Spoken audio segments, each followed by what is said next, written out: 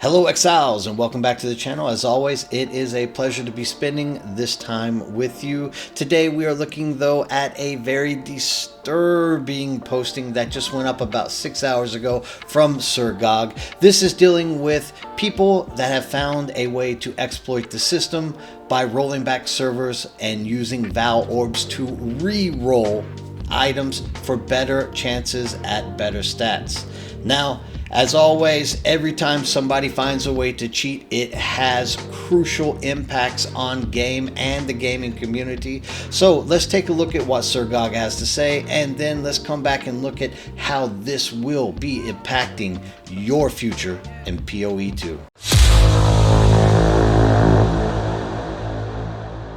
Today, we're going to be talking about exploits. We're going to be talking about a thread that has disappeared on Reddit.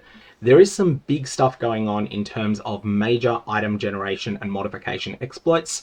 Every crafting technique that we're going to be talking about in this video is bannable cheating. And Grinding Gear games have a history of when these sorts of exploits are found, they really swing the ban hammer hard. These are not going to be you're banned for 7 days. They're not going to be you're banned for 30 days. They're not going to be this account is closed, but you're allowed to make a new account. These are going to be permanent bans, and also the names of everyone that's involved in it will be put onto an internal GGG blacklist to never be allowed to play any of their games again. To what degree and how these people will be banned, I'm not exactly sure. He does say that they will get permanently banned and there'll be a blacklist, but once again, this is a free-to-play game. You can easily create another account. If anybody out there has an idea of how GGG goes about banning these people, please write a comment below. Let me know, because I want to know further for my own self-satisfaction on how these people are getting banned, so that I know that there is a positive view of keeping this kind of nefarious stuff out of our community. Now, I just want to start by saying that the claims that are made about a particular streamer intentionally shilling builds, knowing that it's using a duplicated item in exchange for large kickbacks, I just think that this doesn't seem to be proven at all. There's plenty of people who don't like that streamer because they've competed with them in Meritia crafting in Path of Exile 1, and as a result, there's plenty of people who would have somewhat of an interest in seeing that person's reputation destroyed. Because of that, and because there's just no evidence here, I'm going to say that I don't accept that part of this thread. This kind of toxicity does really exist here in Path of Exiles, and you will see it go across all realms of the content dealing with POE. However, it is a competitive game in this way, and you got to expect there are going to be people who take it more personal than others. However, the most significant one is that there's a rollback crash that's allowing people to basically apply an RNG currency to an item, then if they're not happy with the result, to undo that. That is definitely happening. Anyway, the way that this has been going is that people have been applying currency orbs to items and then intentionally causing an instance crash if they're not happy with the results of that currency effect. Now, when that happens, there's a rollback, and for certain currency items, this doesn't work. The Exalted Orb, the Divine Orb. These ones, when you apply one of them to an item, the database updates and it saves the result. However, it does not appear that for Val orbs, this is the case. And the reason I want to say that, this is the evidence that's not mentioned in this thread, but that convinced me. I went into this with an attitude of, I'm not convinced either way, but I'm a little bit dubious about this because I know there's been a whole bunch of maliciously false claims made on the Path of Exile subreddit in order to stir up drama in the past, especially when Meritia crafting is involved. So, to watch the rest of the video, you can see it is linked below, and I highly encourage you to do so that you can see his way of determining that this is a legit claim. For now, what I want us to do is look at how this is exactly affecting us inside of the game and the marketplace itself, because first of all, this is creating an economic imbalance.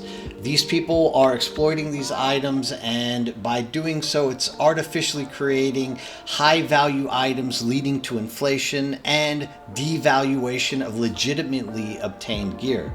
Basically, we are out there scrubbing for hours trying to get something that has a remotely decent looking stat or modifier on it.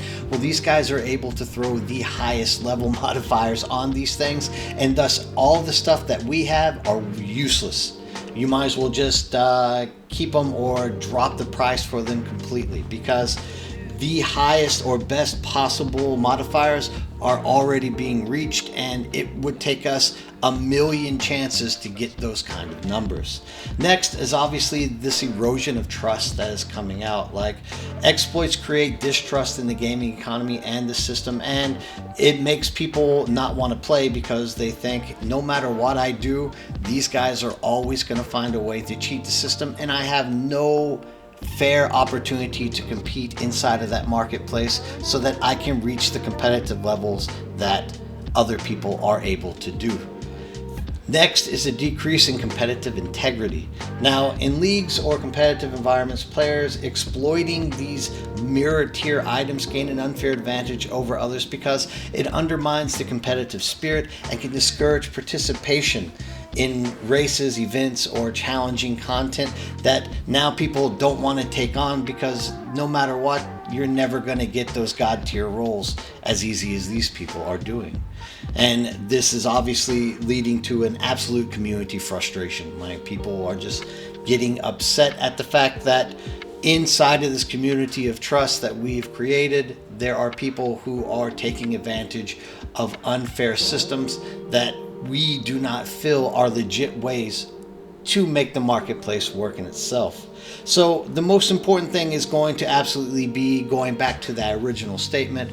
What are the responses going to be by the developers, and how exactly are we going to be able to control this so that these people do not find a way to sneak back into the community and just either reuse these exploits that may not be fixable, or find new ways to exploit the system and make it a horrible community system for us to be operating in general.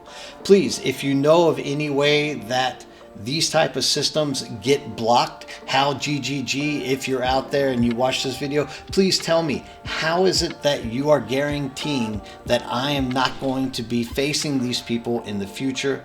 I would like to know this. Thank you all for coming and watching this, and have a great day.